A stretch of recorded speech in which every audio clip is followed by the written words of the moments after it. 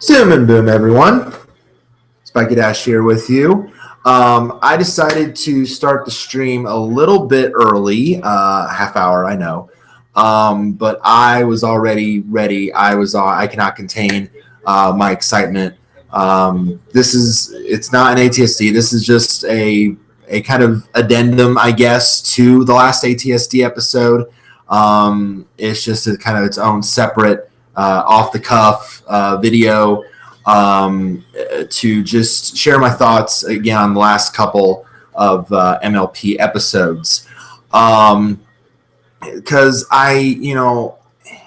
here's the thing, so in the last ATSD, I did a blind reaction to episode 3, which was Uprooted, and as I watched it, I don't get me wrong, I love the episode. What I'm sharing now, like what I learned from watching it again, from watching other reviewers review it and sharing their thoughts and reading summaries, commentaries, the follow. I've not seen if there's a follow up on Equestria Daily. I haven't seen it yet, but if it's up, I'll eventually read it. But so as I've said, and I said at my panel at Winnie City, I'm someone that very much sometimes always seems to have an open mind, and those perspectives can change when I take a step back and look at something a little differently than maybe how I originally saw it. Well, that kind of happened with this episode. So I figured I'd just kind of, I took, again, as I watched other people review it and I took more notes. Just, again, because I keep notes on episodes as not when I don't do blind reactions. I take notes on episodes as I watch them otherwise, or when I'm watching or when I'm reading a commentary or what have you. So that way I still have them to kind of base my score and opinion on.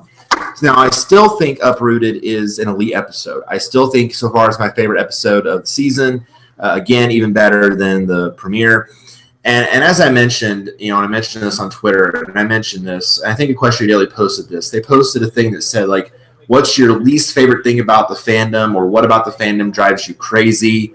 And for me, it's sometimes like I have a feeling like I'm in the minority of like a lot of episodes. And I know that everyone's opinions are different. And I get that. And I respect that, and I appreciate that, because, everyone's opinions are going to be different.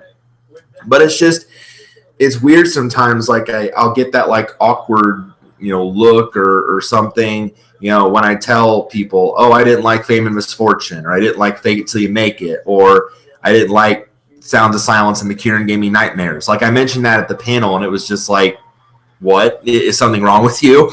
it was just kind of that awkward moment of, like how can you not like that? So for me, it's kind of like, I don't like being in the minority on so many episodes of how the majority of people feel. But what else can I be? That's my honest opinion. I'm sorry. I found the Kieran annoying, and I don't like them.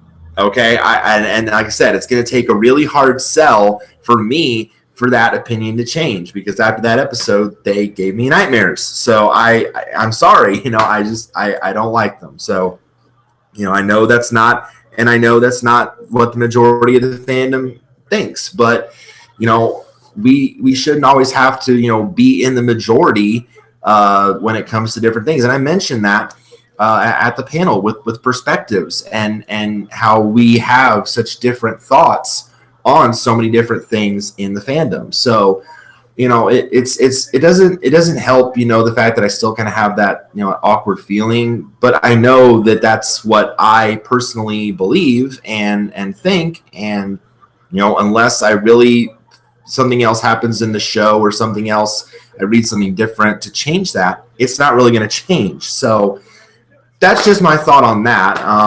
But with this episode, though, a couple things to me did change, actually for the better, because I made a point of it during the blind reaction. I made a point of, and first off, I also kind of housekeeping on that. if there were any lags during that stream, I apologize. I know that as I was watching the episode, I did see the stream start to lag a little bit. So if there is lagging in that stream, I apologize. I think with the new in this stream, I'm still using the classic format. I'm running into some big issues with the new YouTube Studio in terms of streams lagging or not being able to post events in advance, not being able to access the stream from the new Creator Studio. So I've kind of sent feedback to YouTube on that. I hope that they either adjust it or get back to me on that, because it's been easier for me to do streams in Classic than it is in the new. And remember also there was that one ATSD where it like cut my stream short entirely, and there was like tons of minutes of footage just missing. So I hope that YouTube gets those issues straight out. I understand it's still in beta, but I hope that they get those issues and bugs worked out before they actually close off the classic Creator Studio and just stick with the new version. So here's hoping. I mean, I know YouTube has its share sometimes of issues, but here's hoping they fix those to make it better.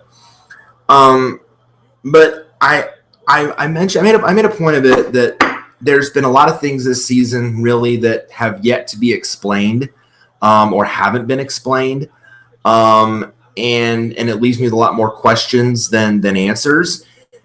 And as I was watching this episode the first time, again, it left me with some more questions, like there were things not being explained. But the bottom line of it is, with Student 6 episodes, and I don't know if you guys now notice there's a couple new additions on the wall here. I now have the Student 6 here right below the main 6. Again, if you can't tell, the Student 6 have really grown on me as a whole since they made their first appearance in Season 8. They've really grown on me so much that I never thought that Spike would drop from my top spot to Best Dragon, but now that goes to Smolder. And I thought that Thorax would be the best changeling ever. Nope, that's now Ocellus. But I'm always a fan of Student 6 episodes, and they don't disappoint. Well, except, of course, for non-compete clause. That one was a little rough. I will agree with that.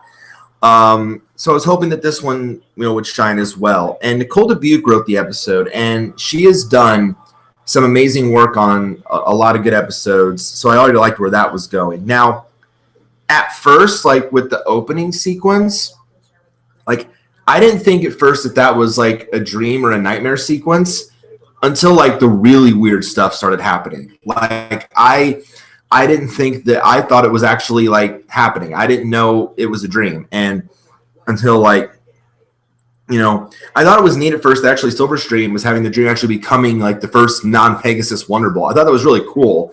And of course you got to love the superhero landing. I thought that was really neat. But really for everyone else, it was like their fears from what lies beneath, not all of them the same, but at least some of them being reincarnated.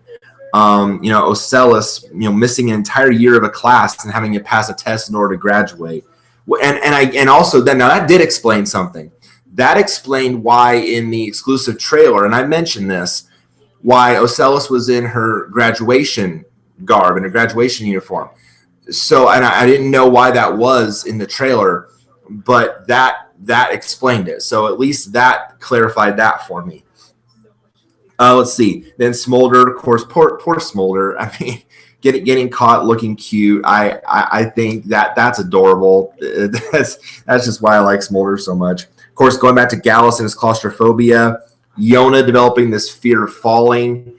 Again, now in What Lies Beneath It was her fear of spiders, but with this one, of course, with all the times she's nearly died. For gosh sakes, we keep putting Yona through so much.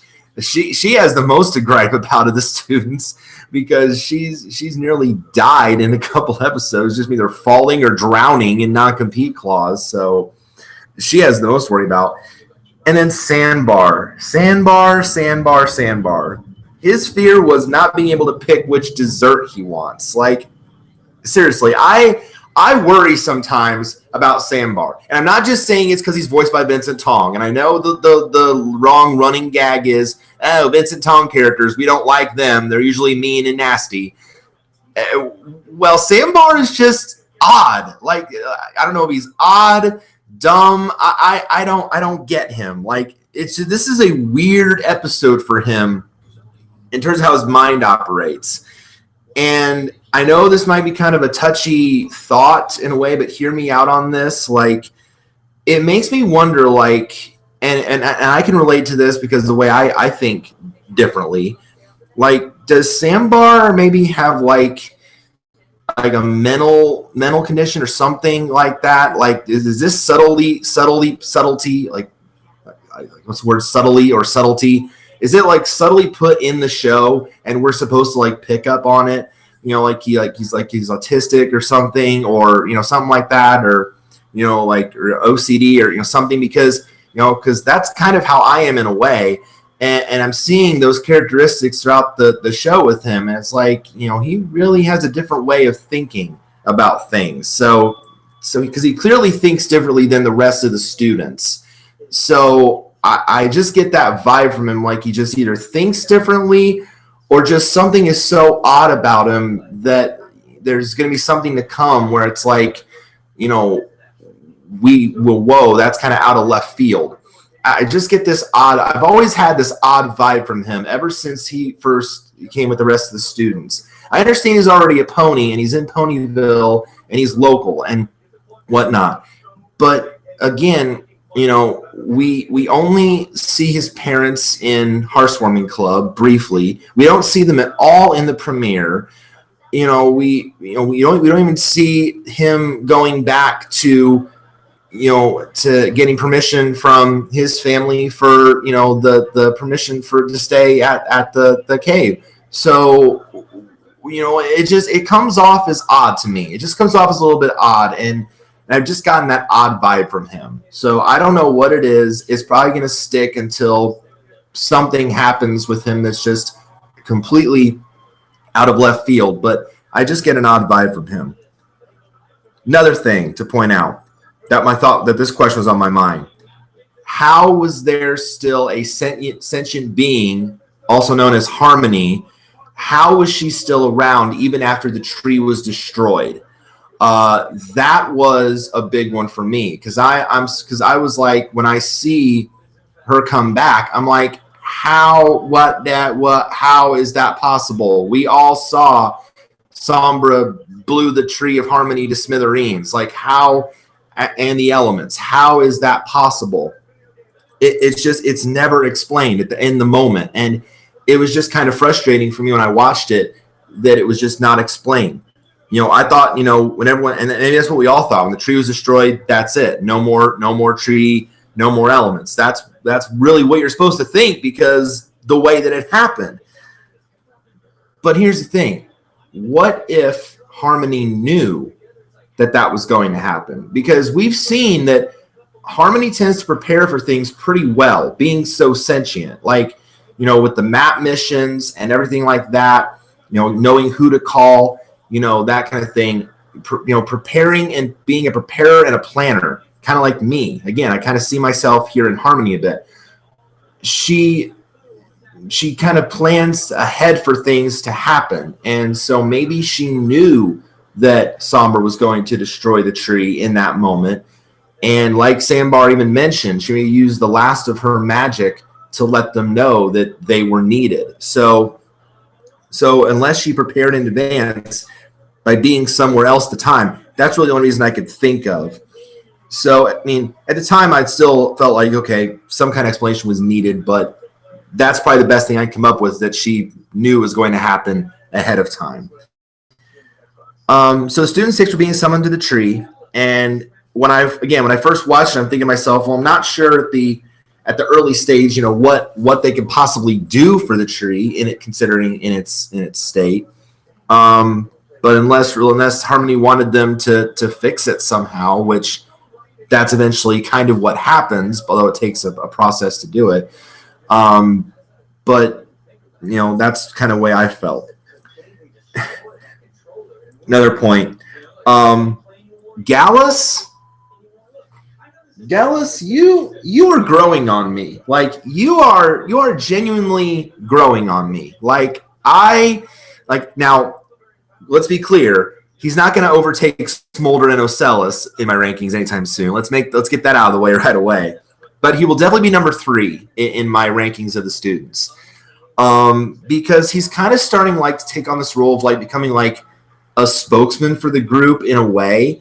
Like now, and I know they've at different times they've been the voice of reason in different episodes, but Gallus seems to do it more often than not. And maybe that's because he doesn't have much of a past, because the fact that he's an orphan and doesn't have a family back in Griffinstone. Maybe that's why he's had to be the one to speak up and be this voice or come up with these good ideas. And he says, oh, yeah, let's find a way to honor the tree. We know now it's gone. Let's find a way to honor it.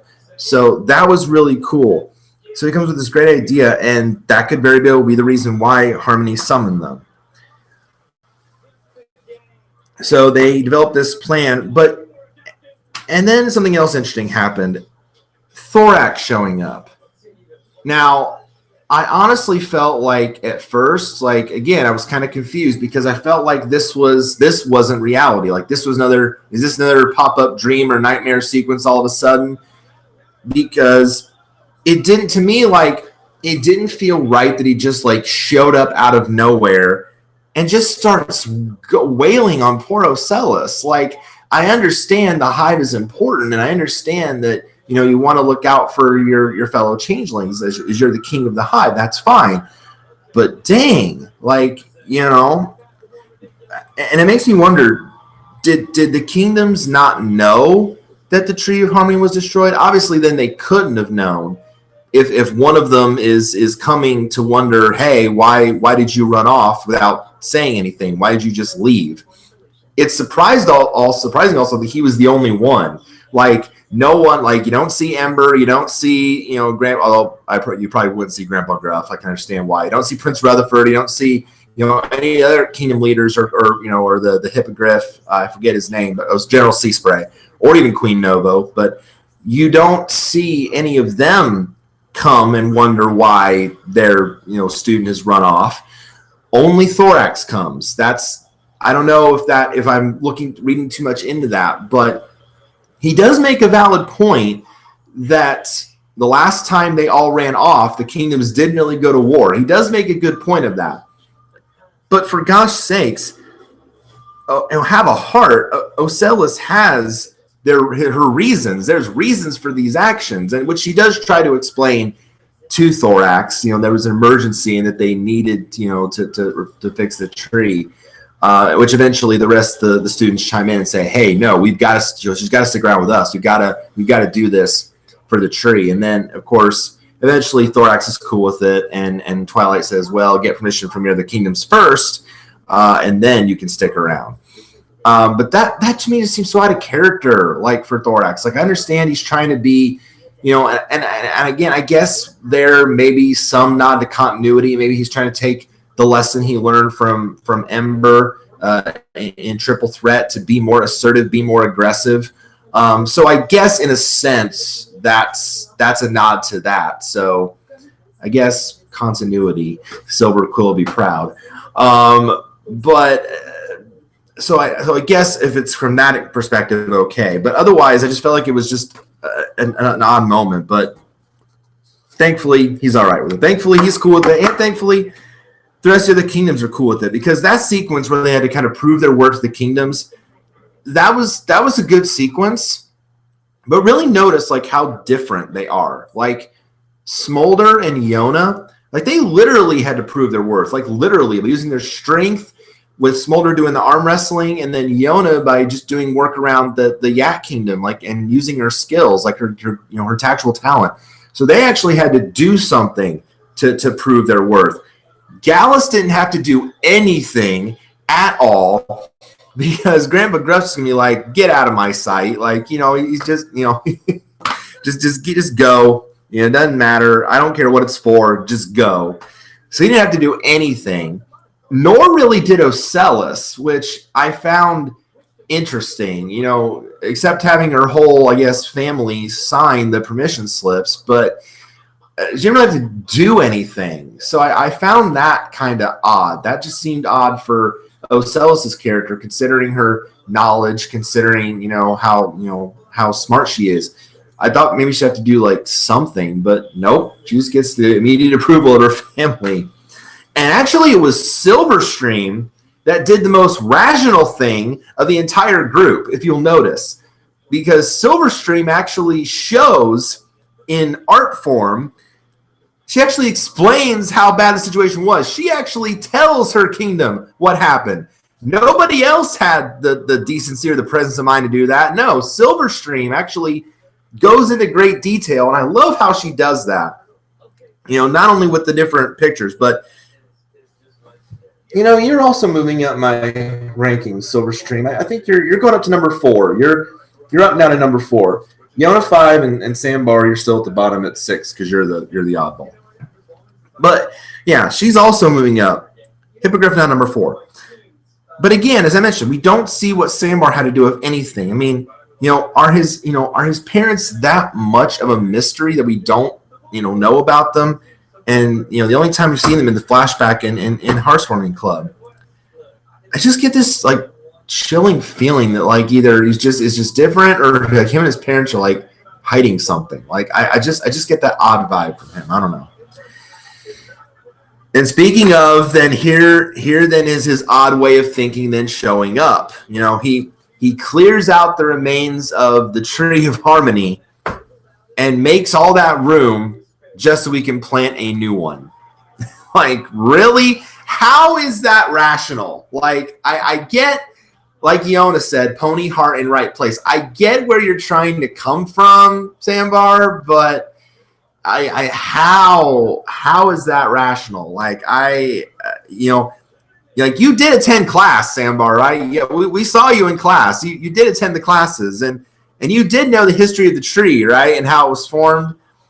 Like you can't just grow a new tree. Oh my gosh! Like a face hoof is not strong enough for how kind of off the radar he was in this episode. Like just not strong enough. So I don't know. And then we have the conflict, and every creature has their own idea about how to memorialize the tree. Doing different things. And then Yona now tries to step up and be our voice of reason by, kind of having them come in this agreement. Like, I don't like when we argue. I don't like when we have all these different ideas. Maybe we come together and do it with one plan that way. But of course they brush it off because because conflict. And then Yona symbolizes what I think I was thinking of. I'm like, like that just eye roll, like eye roll with head roll. Like, yeah, I get you, Yona. I love the sequence, though, with when they're trying their new ideas. I love that sequence. I think it definitely it's character growth. It's not only character growth, but like it really shows, each of them, really trying hard to memorialize the tree in their own way. And eventually, yes, they do clash with each other over that, but it's just so neat to see how much effort and they put into these individual ideas. Gallus, he tries to turn the tree into a tourist attraction, and that kind of goes right back to the roots of the Griffins in a way. So I really wasn't surprised when he was the one doing that, because I'm like, oh, that's straight out of Griffinstone there. And it surprised me. He wasn't really charging any bits, was he? he was just letting it go. Although it could have been done off camera, we don't know. Smolder, I loved her trying to rebuild a tree from just a giant rock. That was awesome. And I love it. She's just trying to show that dragon strength, like with that big kick and those punches, and just it was just so cool. But it was kind of heart wrenching to hear her say, I'm already forgetting what the tree looked like. I'm already forgetting, But if you think about that, the students really didn't get to spend a whole lot of time with the Tree of Harmony, like except for that, one time where it tested their friendship and what lies beneath. they didn't really get to spend much time with it. So I can honestly understand that statement from Smolder there, because they didn't really get maybe a true full vivid picture in their mind of what the tree looked like, because they didn't get to spend enough time with the tree, or didn't get to see it all that often. So that statement really hit home with me, because I'm like, wow, Smolder gets it. She understands, that they really didn't get to spend that much time with the Tree of Harmony. Silverstream's art, straight up adorable. I thought that was so neat. Drawing, her feelings and her emotions, and it was just beautiful. Same with Ocellus' Zen Garden. That was also just adorable. And a nice callback again to the Feelings Forum from what she learned from that. So again, the continuity with that is just awesome there. But eventually we get the giant mess. The Zen Garden is, as they're fighting and bickering with each other, Gallus is trying to keep the ponies that were visiting there at his memorial. Then Smolder brings in the rock that actually looked really good of the tree, and then they start to clash, and eventually breaks the Zen Garden, breaks the fountain, water everywhere to mess up Silverstream's art. It's a big old mess. And then, of course, the hoof pointing, claw pointing, wing pointing begins, and everyone's blaming each other. And then finally our voice of reason shows up. Boom. Yona puts her hoof down, says, no, this is enough. Enough's enough. This is getting way out of control.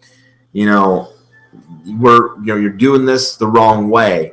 You're trying to remember the tree for what it was. What about what the tree is and what it means to each and every single one of us? That tree brought us together in a way. They first showed up at the castle and they ran away to go to the castle of the two sisters.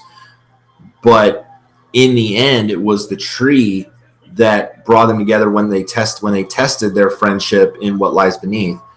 It really strengthened the bond that they already had made throughout the course of the season. That moment was just, it was kind of like the real bond strengthener. It was that moment that was like, this is what you needed to truly see, how important your friendship really is. And what that tree means to all of them. So here, remember they hid in the castle in the first Forging Your Bond, season 8, just about the tree itself. And once they realize how important it is, they eventually, they realize, Yona, you're right. And they agree to work together, but they really don't still know how to go about it. That's kind of thing. They don't really know now where to go with it until Yona then comes up with her idea. And she pulls out this wheelbarrow with the tree pieces in it. Gee, where could that have been the whole time? Oh, that's right. Sandbar didn't bother to tell anybody. Again, brain, where's it at? Like, I'm so confused by him sometimes. So like, just weird and stupid. But they agree then to make a tree house, which cool idea, honestly, really, really cool. And then we get, in my opinion, one of the best songs so far of the season, if not the series.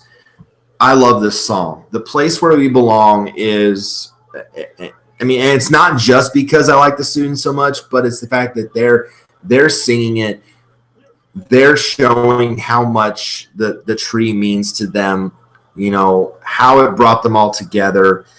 It's just, it's so amazing. It just shows that and how it made that bond of friendship so strong, and how it comes together, and how they came together. When they step back and then look at the tree house and what it is. I forget who said it, but I think it's Smolder that said it's just a bunch of mashed parts just mashed together. And Silverstream, I'm missing a beat, goes, oh, it's just like us. And that's true. They were, and I mention it in, because if you guys don't know, I'm starting to write, based on what I did at Con, at the panel I went to, I'm starting to write pony parodies, and I'm starting to write them mainly focused on the Student 6 and the School of Friendship. And I mentioned in one of my songs called "You're the Example," I mentioned, you were at first 6 different individuals from the start. Now you all shine bright together as true friendship's beating heart. And that is not any more true. They all went in to the school completely, in their own cultures, just knowing what they were used to on their own, and the way that they came together and grew and developed throughout the course of the entire season. It really is just, it blows my mind.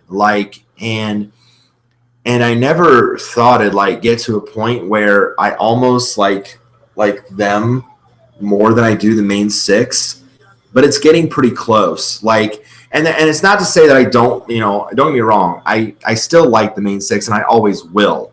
But they're making a good push for their money. They are really making a push to, potentially surpass. It looks like, they're going to be the new Element Bearers, if not already, with this new thing. So, they're, it's just amazing. It's just really blows my mind.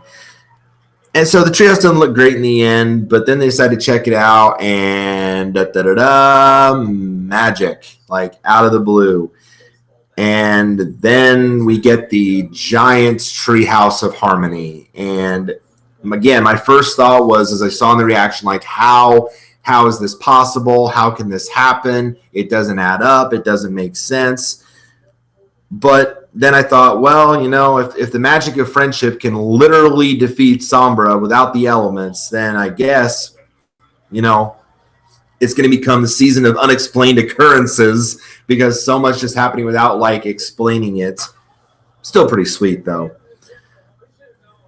So I then did some thinking, and I thought, even though Sombra physically destroyed the tree and physically destroyed the elements, what he could not touch is the emotional and the spiritual side of it.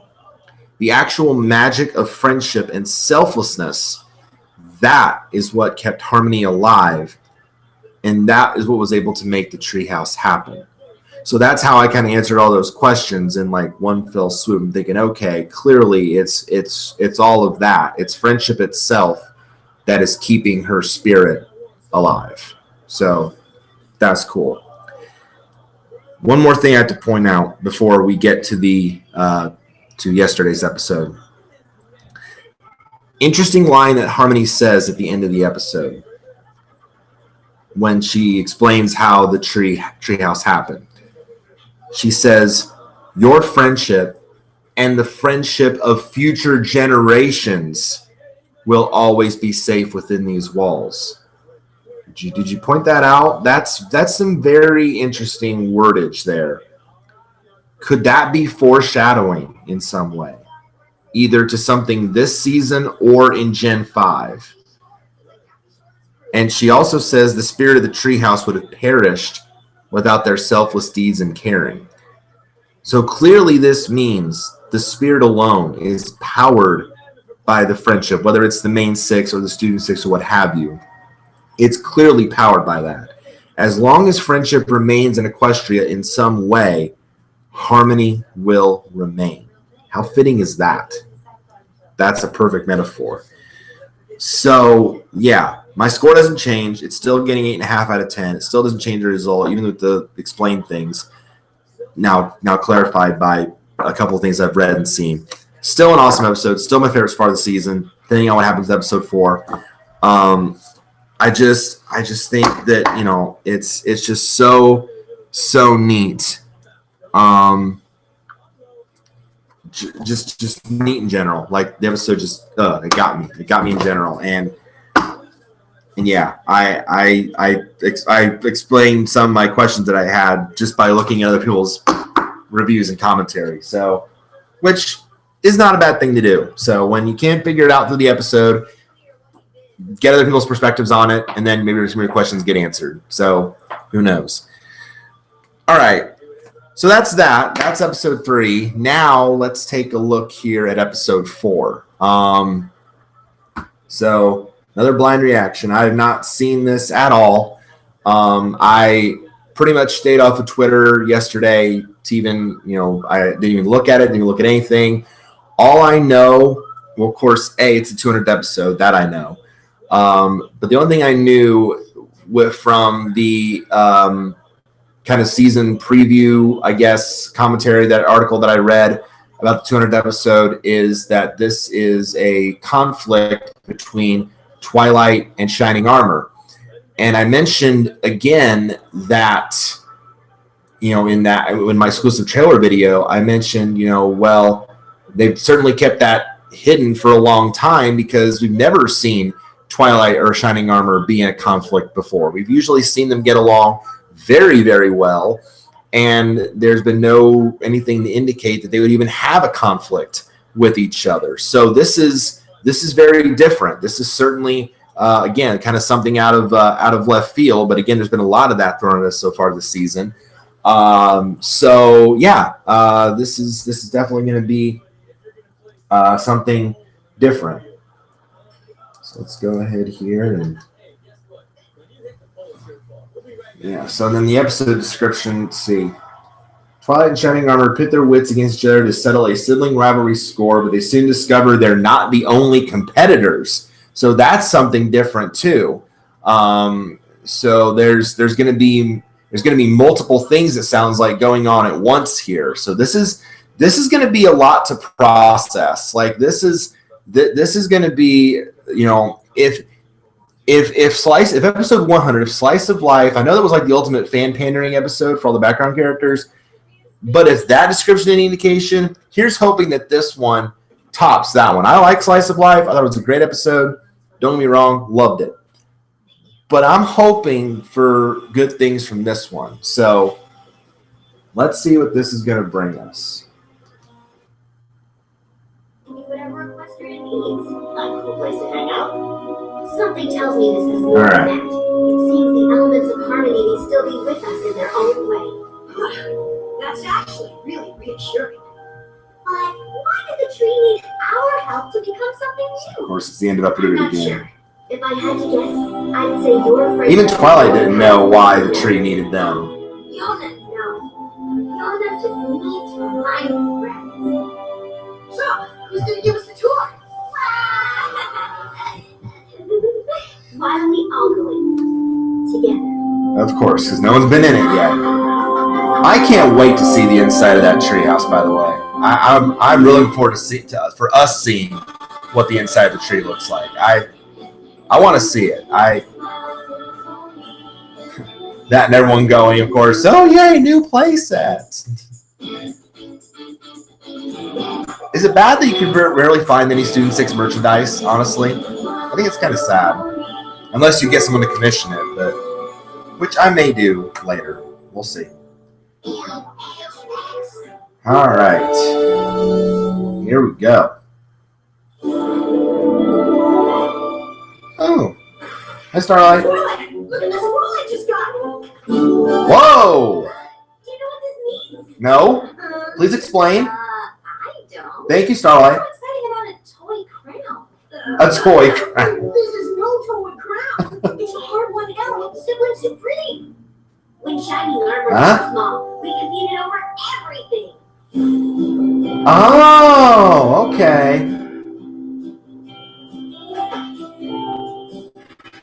Wow, okay. Nice little backstory. To keep it friendly, our parents gave us gold stars every time we did something special. Oh, I can see where this is going. Sharing. Wow, they competed in like everything? Even telling a really funny joke. And at the end of each week, we add the stars. Spike you making his own. That's adorable. Aww. Till next time. Yep. Okay, that's adorable. I just gotta stop here for a minute. That's adorable. Like I like the nod there that this is no toy crown. Is that a knock to Hasbro's merchandising? But no, I think that's adorable. I love that flashback. That's cute. So apparently there was a lot of competition in Twilight's family. I wonder. No wonder why. I guess Twilight and Spike get along so well because the dragons thrive off of competition. No, that's cool. I never would have guessed. This is okay. I like the start of this. I like where this is going. I like this. This is really cool. So apparently they have this. They competed in everything, and then whoever got the most got this crown. But it was just apparently Twilight and Shining Armor. So then how is it gonna? I guess my question then early here is like, how is that going to spread to everyone else? That's going to be intriguing. That's going to be like the big question of this episode. Of charts and so much sharing. I hate to pause the episode, but I feel like I need to share some thoughts in between. Even telling a really funny joke. Shining looks so adorable as a young filly, or not filly, but young colt. Like he really does. Shining looks so adorable. So next time.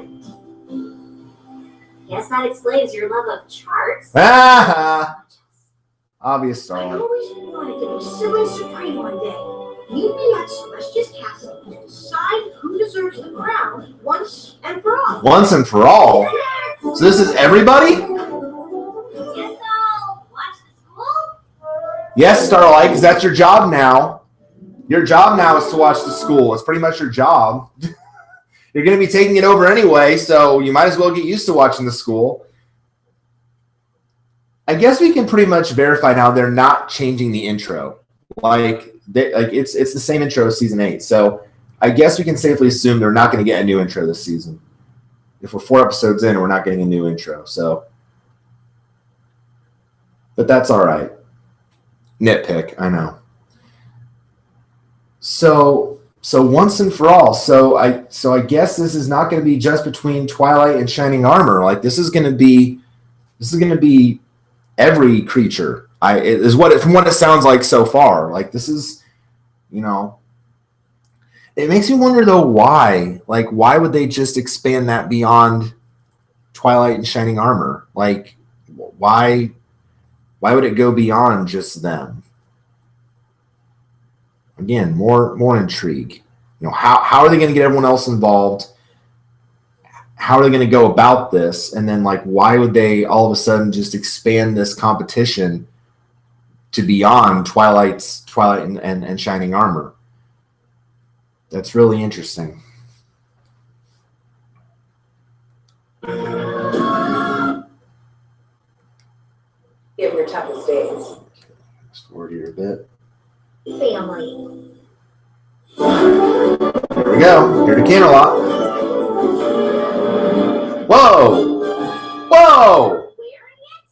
Look, I know you've always held a grudge because I left home with this. Grudge? What grudge? Just because you had it for way longer than you should have and I never got a chance to win it back. With the return Some ponies jealous. I felt it was time. Sparkle 7. Oh, okay. So wait. So okay. So this was okay. I thought when I read the preview or the synopsis on the French's Magic Wiki, it said it was called Twilight 7, but it's actually called Sparkle 7. Okay, that's different. So the story is actually written by the voice actresses. Oh, that's cool. Okay, so the story is written by Ashley, Andrea, Tabitha, Tara, and Kathy. That's cool that they actually wrote the story. And then, of course, it's written by Nicole and Josh Haber. So that's really cool. The fact that Shining Armor is wearing the crown is kind of funny. Castle's defense. And then I never got a chance to win it back. With the return of Sombra, Princess Luna and I felt it was time to reinforce the castle's defenses. Ooh. I said we could do it ourselves. And some ponies are a bit stubborn. Jeez. So I asked our old captain of the guard to handle the job. Aw. Taking the security here to a whole new level. The only thing I need now is some pony to test it. You want me to break into Celestia's castle? If you can get past my defenses, steal the crown, and get out, you'll be simply supreme forever. Forever? Okay. That face. Wow. Okay. If only I could turn my laptop and show. Oh my gosh. That face is the face of the season. Oh my gosh. Twilight and Forever. Wow. That is epic win. I need to take a picture of that.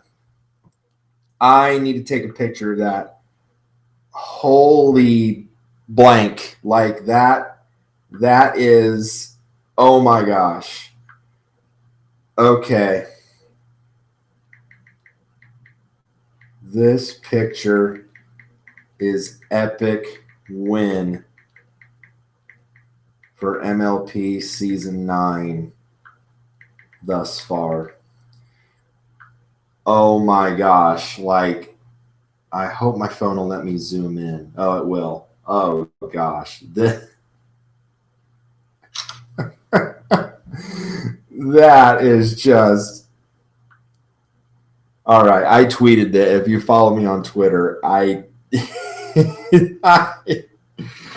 is just the Twilight has just had the best reactions thus far to stuff, whether it's Twilighting or anything else. That is hilarious. That is great. So to recap, she has to break into Celestia's castle, get past Shining Armor's defenses, and get the crown. She'll have it forever. What do you want to bet that she doesn't? It can't be that easy. What do you want to bet that this either fails horribly or something to that effect? I can't see it happening that easy, but I could be wrong. But if you fail, I keep the crown. Deal. Of course. Wait, are you sure this counts? Mom and Dad aren't giving us any stars. I will represent their authority. And thank you, Twilight. Your help will reveal if there are any holes in our security. Why does Luna again look so PO'd? Like, seriously, like, why? Okay. Okay, wait a minute. Please don't tell me this is going to happen again. Please don't tell me that we're going to have a conflict between these two again. I thought we resolved this when Starlight fixed their issues. Please don't tell me they're going to go at it again. I thought we had everything patched up and everything was. And remember in the premiere that even they summoned them and Luna even said nothing is wrong. Are we going to have something here again? Is this going to be a major continuity error? Because that just the look on Luna's face just says, I really don't like this. Like, just something isn't sitting right. So, what was that noise that Luna made there? Keep the crown. What was that noise? What was that noise that she made? Wait, are you sure this counts? Mom and Dad aren't giving us any stars. I will represent their authority. And thank you, Twilight. Your help will reveal if there are any holes in our security. Horse noises. I've designed a multi-tier, impenetrable, triple backed-up line of defense. The castle is surrounded by shards of Queen Chrysalis's throne. Whoa. The Star Scroll, its anti-magic powers are now tuned to stop any creature from using a spell to get inside. Oh, nice. You can't fly it either. Giant fans keep any creature from flying too close to the castle. Okay, Shining Armor, why aren't you still captain of the Royal Guard if you can pull off this? Why are you the former captain? Wow, this is really impressive. And you could get in, but you can't. I've doubled the ranks of security. Police protect every hallway and door. Seriously? Open with Royal Guard medals. Okay, I love this. Like, this is awesome. Silver Quill, you can't hate on this. I'm sorry. You cannot. I know that you are not a fan of Cadence and Shining Armor, and I'm right there with you in some ways, but you cannot hate on this. Like, this is impressive stuff. Like, again, why is Shining? And I understand because of baby responsibility. I get it. But this is impressive stuff. Like, wow. Like, my speaking of changing perspectives, my perspective on Shining Armor here is definitely going up in stock rising, folks. Buy in Shining Armor, because this is impressive stuff of what he's doing. Like this is really impressive. I'm impressed by this. The throne room is the safest spot in Equestria. I rigged a floor trap to activate at the slightest touch. Oh, trap door. Let's say you avoid the floor. Still no luck, because I've employed nature's alarm system. Whoa. Seriously, he has gone like all out. You can hear their alarms all the way in Ponyville. Plus they bite. Thanks. Seriously, Twilight. Ah! Numbers flashback. That's a barrel and a half of obstacles, plus a bushel and a peck of impenetrability. And all of this is to win some very good competition with your brother? Yep. It's more than that. Of course it is. Exactly that. And to protect Celestia's castle. If it means that much to you, Twilight, we're in. Of course. Wait. Okay. Prediction coming up, and I might be too far-fetched here, but prediction coming up. They agree to help Twilight at first, but then eventually they all want it for themselves. I'm just saying. And then everybody maybe is going to get in on it. Because, again, that note said who will be for once and for all. She didn't say it's either Twilight or Shining Armor. That note said once and for all. So maybe they're thinking we're all going to get in on this. I like where this is going. I really do. This is fun. I love and the smug smile on Rainbow's face. There's some great faces in this episode. I love it. I love this. Of course we'll help. But how? Shining Armor may have come up with some great security. Yes, he did. Twilight's plan. We play to our strengths and defeat all of the security measures. That way, if one of us fails, the others will still have a shot at getting the crowd. Did I not call that? Did I not just call that?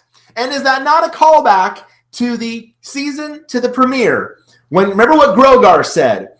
When one of them is weak, another is strong. When one of them fails, another succeeds. Call back to that. Wow, the continuity is awesome here. I love this. You'll distract the guards in the surprise party. Yes, sir, Twilight, sir. Applejack, you'll buck your way into the sealed tunnels. Rainbow Dash, if any pony can outfly those wind turbines, it's you. River, you'll sew us guard costumes so we can sneak past security. Then Fluttershy will disable the throne room alarm by charming the geese. Of course. It's from Shining Armor. Dear Twilight, hope your idea isn't just tunnels. He guessed your whole plan. What? Pinky Party Rarity costumes? Signed the future sibling supreme? Oh, come on! Shining Armor knows Twilight all too well. I mean, they're brother sister. Like, you wouldn't think that he wouldn't know your plan. That's too perfect. Oh, this is so good. This is okay. I'm not only like a few minutes in, and it's already either giving Slice of Life a run for its money or besting it. Like, this is impressive stuff. Like, this is so good. This is so good. And a great face by Twilight doing the Sweetie Belle. Oh, come on. That's great. Twilight, darling. Nobody knows you better than your own brother. Thank you.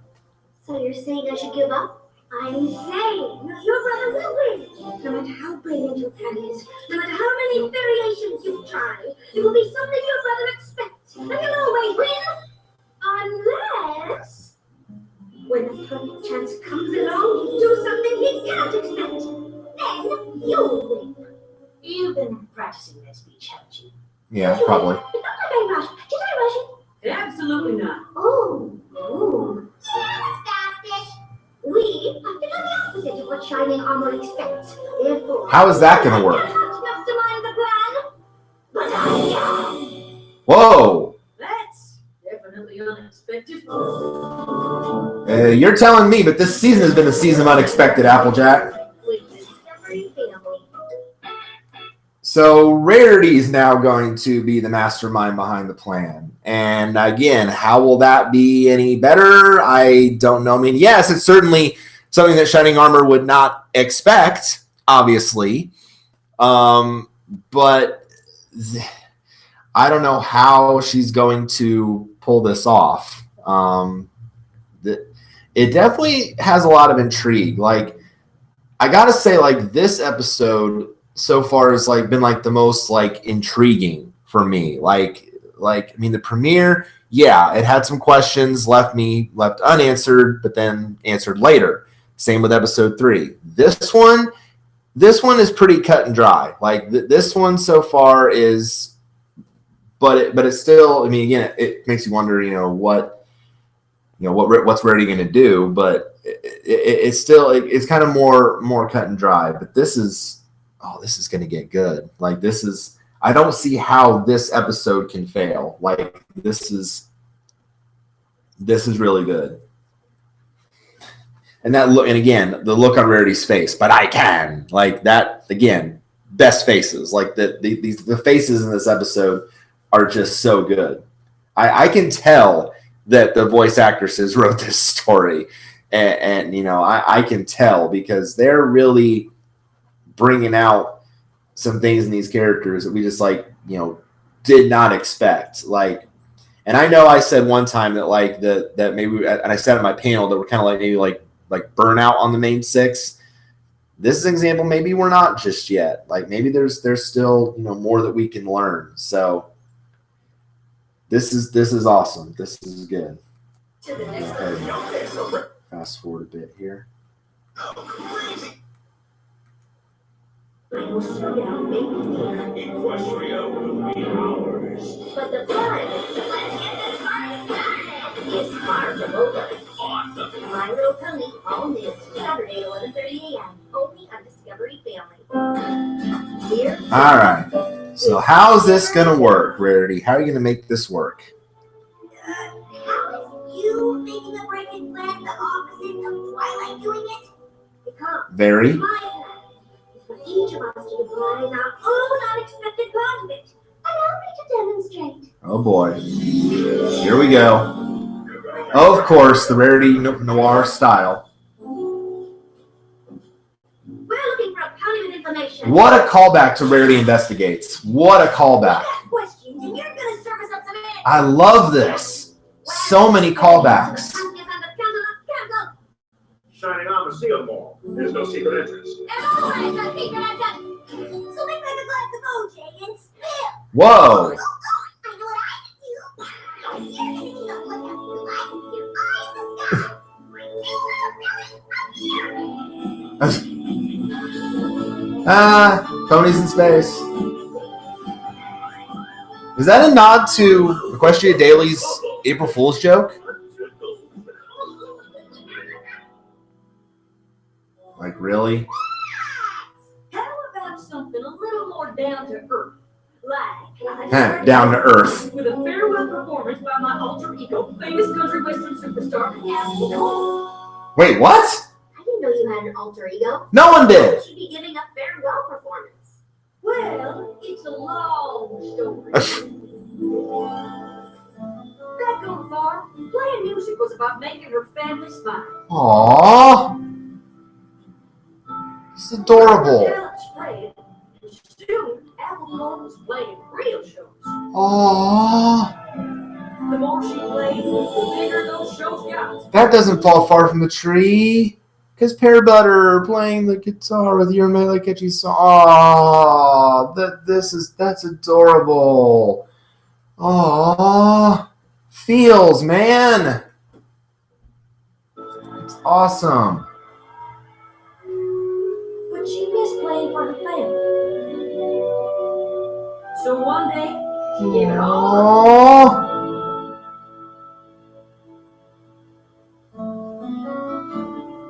Seeing her family smile was all she ever wanted from her music. But Of course, Apple Cord could come out of retirement for a farewell concert this one time. Wait, did you just make all that up, or did that actually happen? Right? How could that be made up when Applejack normally doesn't lie? Like how? Like that's definitely interesting. Like I mean, I know we've seen Applejack lie before, but like when she was younger, but not really recently. Ever since she's been the element of honesty. So like, how could that be made up? Like, I know it's not really a lie. Well, I shouldn't say that. You know, stretching the truth is the same thing as a lie. So like, but like how could that be wrong? So like that's I mean I don't know.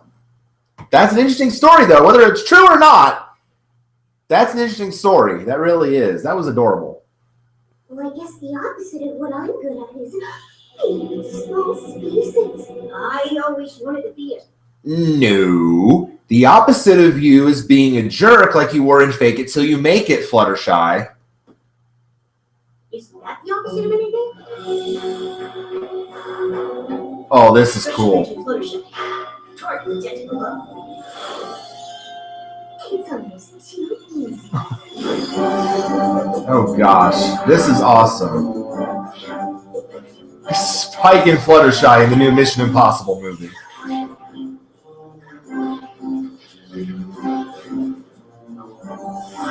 Even the music sounds like it. I guess I'm the only one left that still needs a plan. Oh no, darling. That is a plan. You, gentlemen. Whoa! Wait, what? Whoa, Rarity, have you lost your mind? Like again, Twilight's reaction here, that face. Like, you want me to do nothing. Wait, what? Like, that is, whoa, okay. Like, I don't know. It's almost impossible for Twilight to do nothing. Like, this is like, oh my gosh, the faces in this episode are priceless. This one where Rarity tells Twilight she is doing nothing is just as good.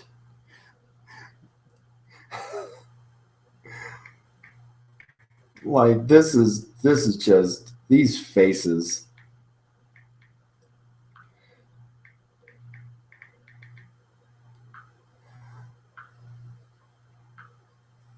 Like this is just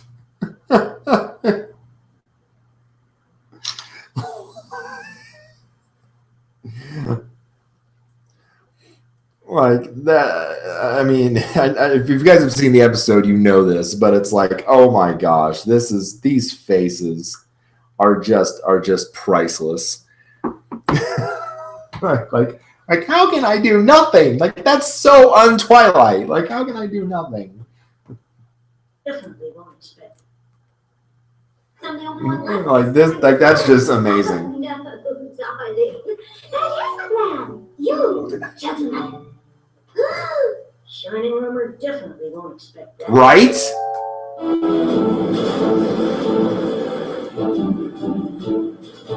All right, here we go.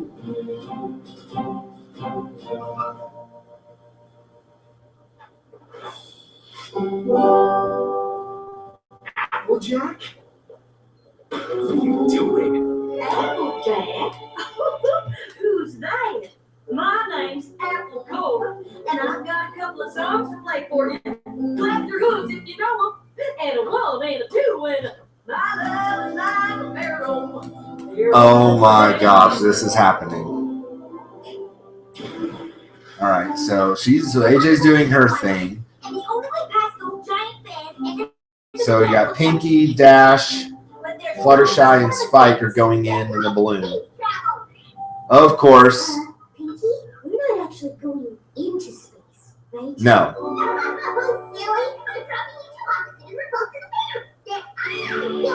Of course, Pinky's going to space. Yes. up to something, Twilight? Nope, just looking at the Right. Shining Armor is so paranoid right now. Maybe Rarity's plan will work. Whoa, whoa, whoa, whoa. I know that was a crap thing. Okay, balloon down. Time and a one and a two with Whoa. Distraction's a distraction.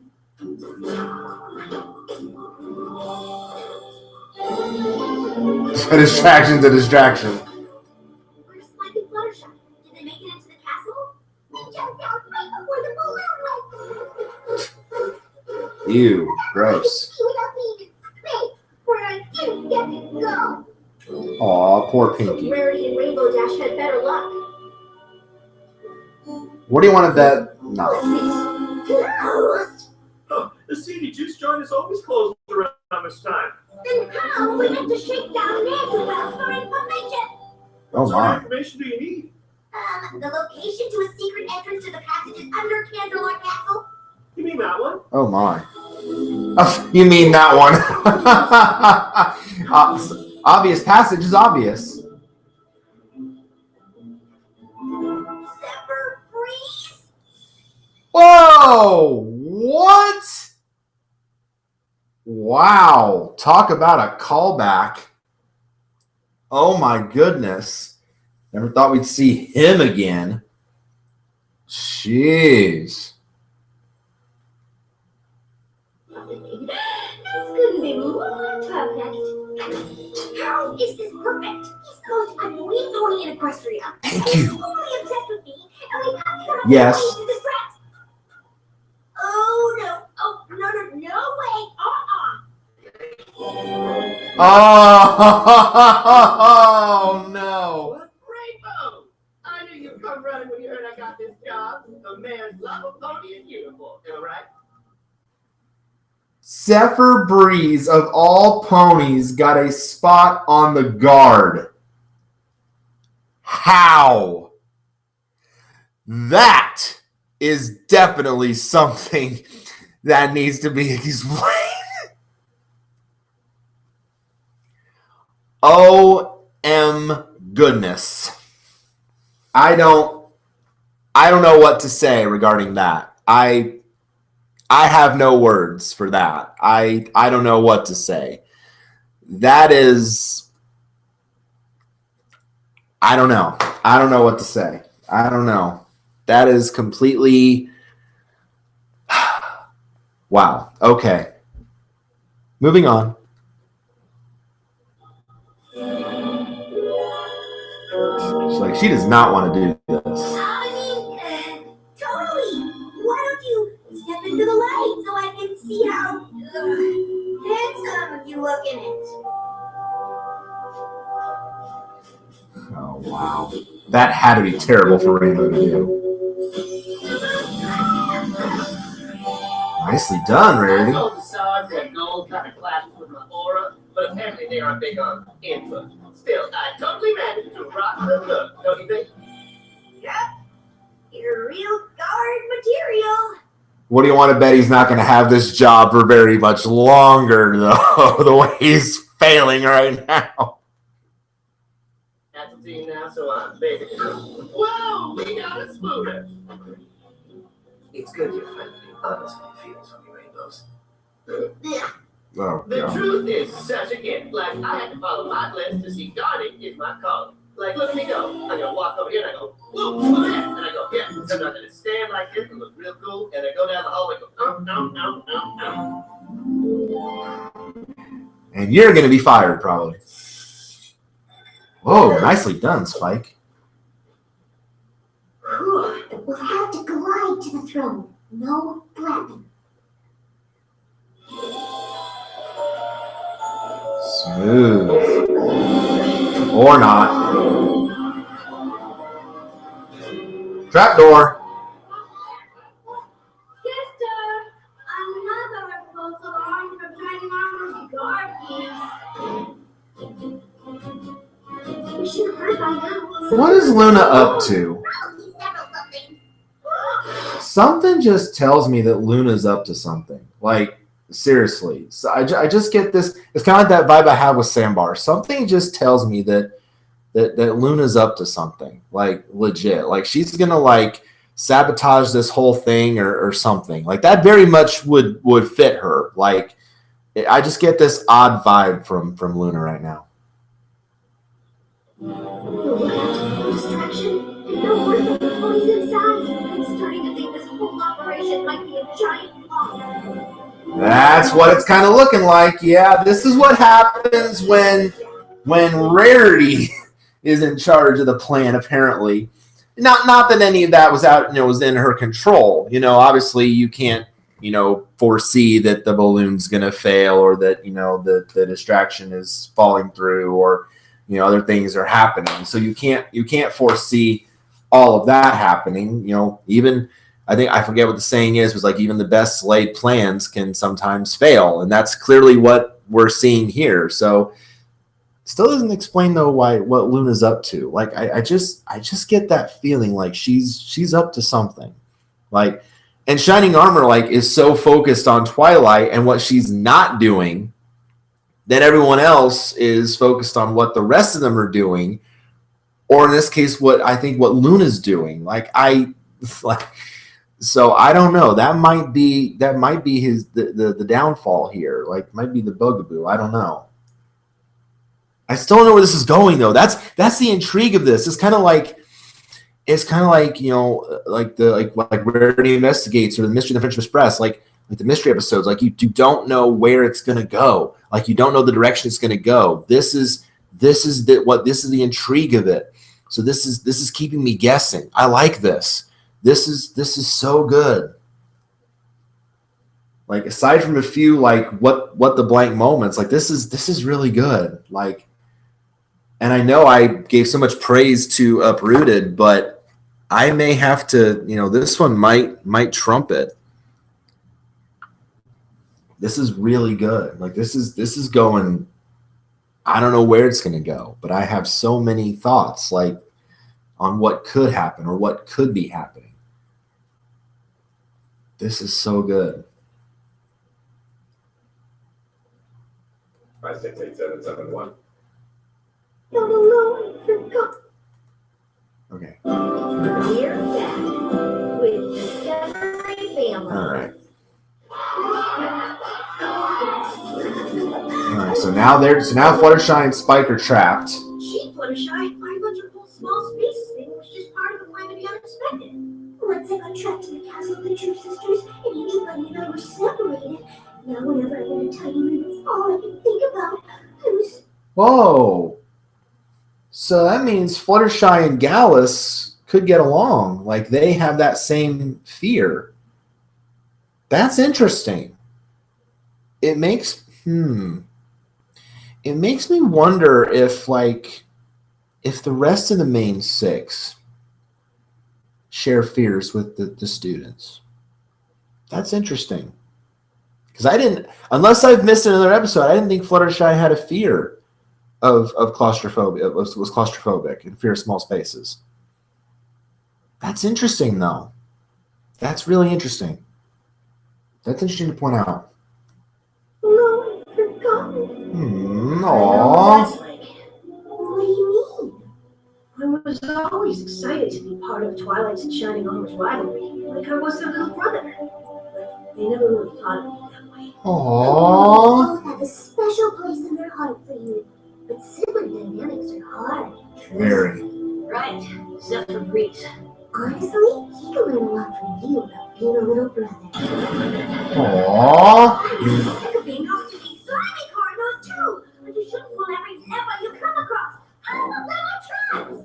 And the other half might open a secret passage to the castle. It's not worth the risk. Even if we can find our way back to the castle, we still have all of those dogs. Right. Hi. Hi. What are you guys doing down here? We, kind of fell through the floor. I don't think our plan is working. We broke it, dead ends. Perhaps we should return to the outside and reevaluate. Aww. Yuck. Talk about the catacombs of Equestria.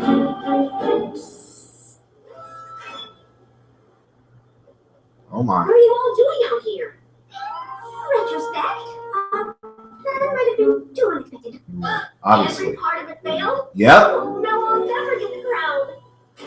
Maybe we should go back to doing things the Twilight way. You mean the totally expected way? It may not be a surprise, but you have a pretty good record for planning things. Then I guess it's worth a try. Thanks, Spike. What are little brothers for? Okay. Oh. Oh gosh, I feel so much for Spike right now. Oh, this reminds me why I like him so much. Oh man. Sense of belonging. Like, I've been there. I've been where you've been. This is really hitting me right now. Like, legit. This is in the feels all the way across the board. Wow. Like, that sense of belonging, the sense of being a part. Oh man. That's tough. That's tough. This is just really intense right now. This is I'm feeling it. All right, so now they're going to do the Twilight plan. Now they're going to do what Shining Armor was expecting. Party time. Oh, and of course it fools the guard. Of course they love it.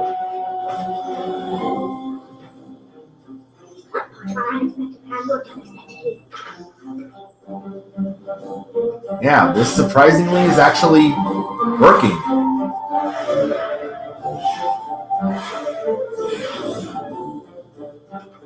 Yeah, Zephyr, you're fired. Never made specifically clear to me what guarding actually means. So Call that. Bye, Zephyr. I'm strong. Whoa, is that? Whoa. What guarding actually Is that Alicorn pony? is on you. It's that construction pony. Okay, but this time no wings. That's unless they're hidden behind his vest, which I don't know. Man, there's so many callbacks in this too. That's what makes this really good too. There's so many callbacks in this episode. This is great. I'm strong, Twilight, but even I can buck through solid rock. That's why I brought a specialist. Maud! Of course. Right there. Boom! Nice. Next shift, you're on break. Wow. This is like, again, this is going too well. Shining Armor has to know, like, it's going, like, too well. Like, seriously, he has to know. So hard. Who wants a feather massage? Well, how can they say no to that, right? Remember to the secret hallway entrance should be here. I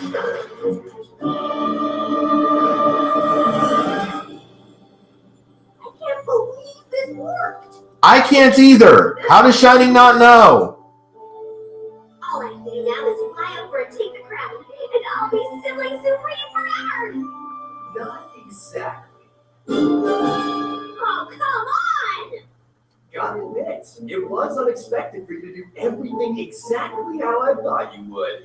But you should know by now, there's no way to beat the true sibling supreme. Of course. I am sorry, Twilight, but it looks as though Shining Armor has truly won the crown.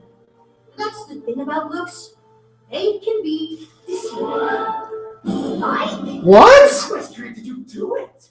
Come on, you two don't think you have What? rivalry. I had an inside ponytail. What the fuck? What?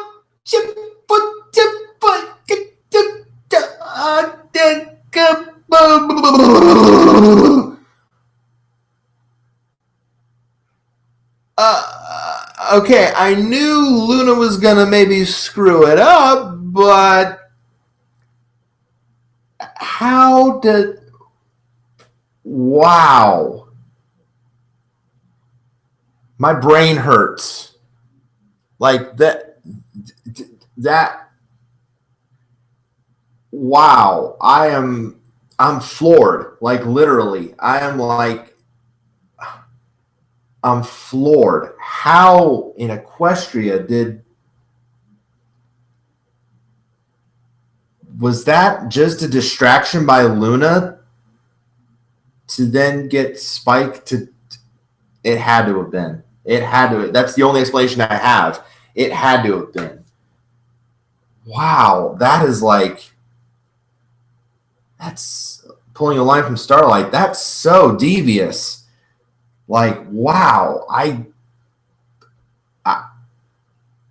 yeah, I have no words. This is just stunning. This is like absolutely ridiculous. This is wow. It wasn't hard to miss there was some disagreement on the whole security thing. I said we could do it ourselves, but Pony Yeah. a bit more stubborn. So, while Shining Armor went on and on about all his improved security measures, Luna and I struck a deal. She put Zephyr in charge of the catacombs and helped keep Celestia out of the castle hallways. Once Luna was on board, I just had to do my part. And make sure we stuck to Twilight's plan so we'd all get to the throne room at the same time. I knew Shining Armor would let it play out until the last possible second. Then, when everyone was distracted by his gloating, all Luna had to do was float the crown over to me. Wow. Wow. Like, okay. I knew dragons were competitive, but pardon my French, but damn! That is amazing. Like that. Okay. Spike, wow. That is absolutely incredible how he pulled that off. He had a better plan than Twilight did. For once in his life, he can say he had a better plan than Twilight. That is incredible. That is amazing. I am absolutely blown away. That is, wow. That is outstanding. Got to give credit where credit's due. That is incredible, Spike. How he made that all go down. That, wow. Wow. That's all I can say is wow. That is absolutely incredible.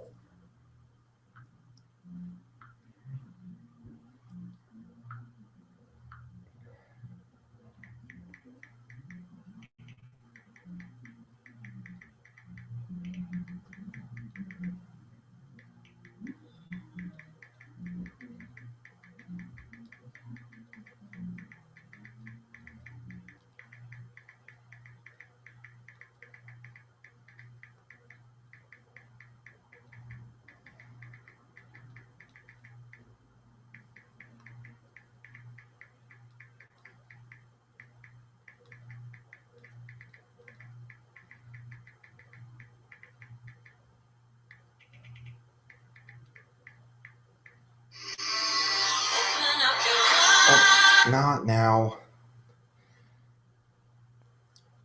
That is, oh my gosh.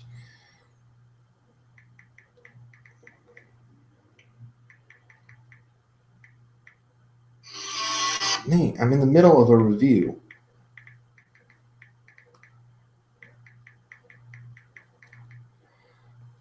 I just can't believe that. Wow. That is just absolutely stunning. That is just stunning, stunning, stunning.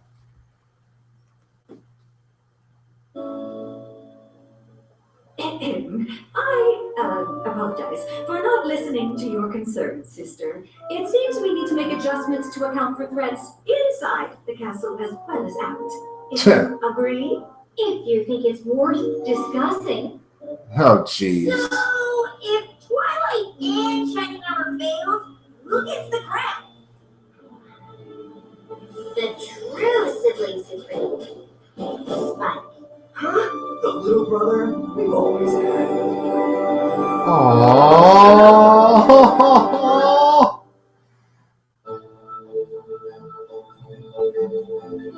And the mystery music at the end. Oh, wow. Wow. That was, wow. I don't know what else to say.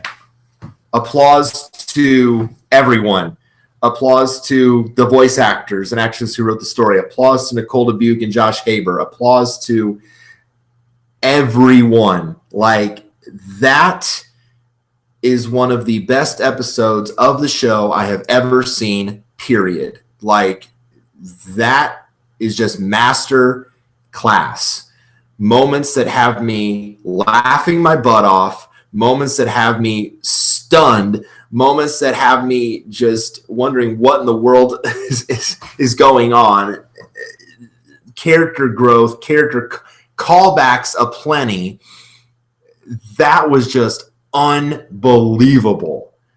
Absolutely unbelievable. I have no complaints about this one. None. I have no nitpicks really at all. I cannot find a single flaw. And it is rare that I give an episode a 10 out of 10. I only did it once last season in season 8 with Horseplay.